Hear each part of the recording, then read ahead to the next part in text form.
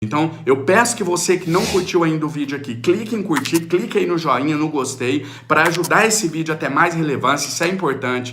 Peço que você compartilhe ele para mais pessoas virem aqui participar conosco. Milhões de brasileiros conseguiram atravessar a pandemia por causa do auxílio emergencial, que está aí na porta de acabar, né? E agora existe essa discussão sobre prorrogar ou não por causa do teto de gastos. Qual que é a matemática na cabeça do senhor, caso o senhor seja eleito, para prorrogar isso ou então criar uma nova solução?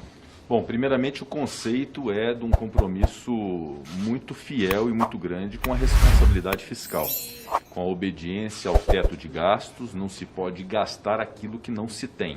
Então esse compromisso é um compromisso que nós temos de responsabilidade fiscal, alinhados, obviamente, com o governo federal também nesse sentido, para evitar que haja um incremento do déficit público de maneira mais severa. No entanto, nós temos que reconhecer, a pandemia não terminou, há pessoas alcançadas de maneira muito severa pela pandemia e que demandam uma assistência do Estado. Se isso se dará numa modalidade de auxílio emergencial ou algo análogo a isso, algum novo programa, ou no incremento do Bolsa Família, essa é uma solução que se dará a partir da reunião do Colégio de Líderes do Senado Federal, que se possa instituir ali o diálogo para poder definir a melhor forma de fazer isso, e é fundamental que haja um diálogo com o Ministério da Economia para se encontrar uma matemática possível, que eu sei que é difícil, de tentar compatibilizar o teto de gastos públicos com a necessidade de amparar pessoas que estejam vulnerabilizadas pela pandemia. Isso pode ser ampliando, por exemplo, o Bolsa Família, se não for o auxílio de 600, o Bolsa Família num valor menor para mais gente. São alternativas possíveis que devem ser aferidas por técnicos, pelos economistas, pelo Ministério da Economia, pela participação dos senadores e das senadoras, e encontrar dentro de um diálogo de objetivo para ontem, porque isso precisa ter agilidade na solução, não se pode trabalhar com tempo nisso, para que a gente encontre qual o melhor mecanismo. O fato é que precisamos compatibilizar a responsabilidade fiscal, o teto de gastos públicos, que para mim é algo muito importante, com essa necessidade de amparar pessoas realmente necessitadas em decorrência da pandemia.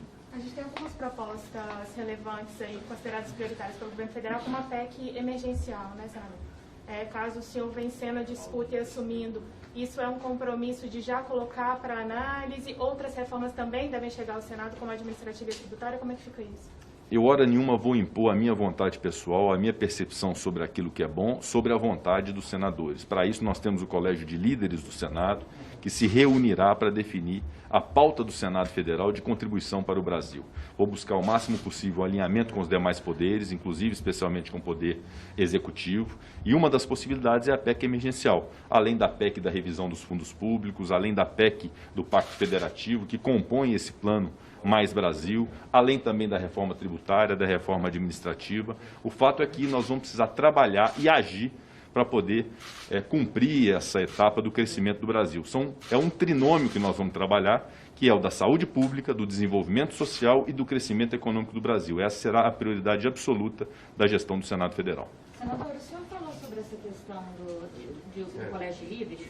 Eu me lembro que em 2019, mesmo antes da pandemia, uma das reclamações dos senadores era que não havia nem Colégio de Líderes. Eu cheguei a contar, ficamos quase 3 meses sem reuniões, e também reunião da mesa, passamos quase o ano todo sem.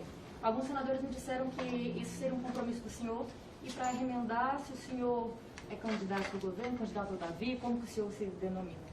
Bom, primeiramente, eu sou líder do Democratas no Senado há 2 anos. O Colégio de Líderes se reuniu, não se reuniu com a regularidade que se esperava por conta da pandemia, mas houve reuniões, sim, do Colégio de Líderes, e a minha pretensão como presidente do Senado é mantê-lo ativo, com reuniões semanais, pontuais, em que se possa dar voz a todos os senadores através de seus líderes partidários. A reunião da mesa diretora, de fato, houve poucas reuniões da mesa diretora nesse biênio, até em função do problema da pandemia, e é um compromisso meu também de estabelecer o quanto mais possível uma rotina de reunião da mesa diretora, inclusive para fazer cumprir uma de suas atribuições, que são as informações requisitadas junto ao Ministério de Estado, para poder o Senado participar das informações em relação ao que tem sido feito pelo governo federal. Então são 2 compromissos que eu tenho com os senadores e com as senadoras, e farei cumprir na nossa gestão no Senado Federal. Quanto à sua pergunta, a nossa candidatura é uma candidatura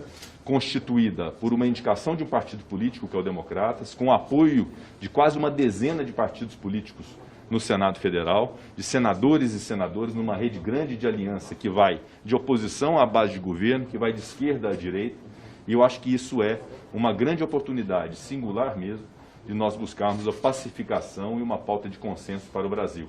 Então nós vamos aproveitar esse momento em que conseguimos angariar tantos diferentes apoios dentro de um propósito comum para fazer a melhor gestão possível no próximo biênio no Senado Federal. Vamos então para dados aí levantados em pesquisa.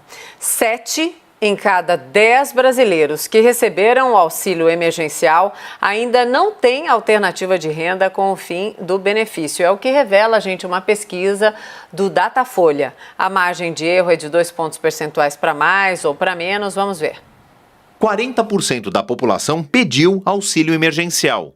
Desses, 69% não encontraram outra fonte para substituir o benefício. E 38% dizem que economizaram para quando o auxílio terminasse. Ainda de acordo com a pesquisa, 58% afirmam ter perdido renda com a pandemia. O Datafolha ouviu 2.030 pessoas por telefone nos dias 20 e 21 de janeiro. Sobre esse assunto, a gente ainda tem que contar para vocês que o presidente Bolsonaro falou hoje sobre o auxílio emergencial. Perguntado por um apoiador sobre a possibilidade, então, de retomar o benefício, ele disse que a capacidade do país está no limite. Vamos ver. A palavra é emergencial. O que é emergencial? Não é duradouro, não é vitalício, não é aposentadoria. Lamento muita gente passando necessidade, mas a nossa capacidade de endividamento está no limite. Thaís, o presidente falou, mas o ministro da Economia e o silêncio dele sobre os programas sociais, eu quero te perguntar se isso preocupa.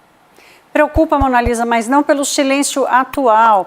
Eu me lembro de uma conversa que eu tive ali em meados de junho com os secretários que compõem ali a equipe do Guedes, e a preocupação deles era o seguinte: olha, nós temos que montar urgentemente um plano para fazer a transição entre o auxílio emergencial e um novo programa de renda, o tal do Renda Brasil, enfim, que passou por vários nomes. Então, de junho até o final do ano, toda a tentativa de montagem de algum plano de transição entre o auxílio emergencial e a passagem do ano, ele acabou se perdendo. Então, primeiro adiou por causa da eleição, depois adiou por causa da eleição municipal, agora por causa da eleição na Câmara, e no final das contas, o Brasil ficou sem este plano de transição. E o silêncio do ministro Paulo Guedes sobre esta transição, acreditando nessa recuperação em V, que ela seria capaz de sozinha devolver esses milhões de famílias, essas milhões de famílias brasileiras que ainda não voltaram a encontrar uma fonte de renda, isso é que preocupa, quer dizer, porque na hora que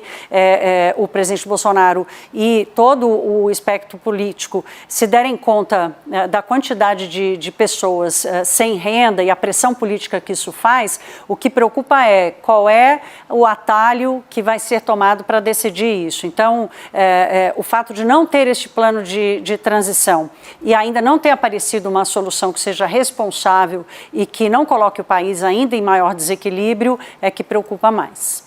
Obrigada, Thaís.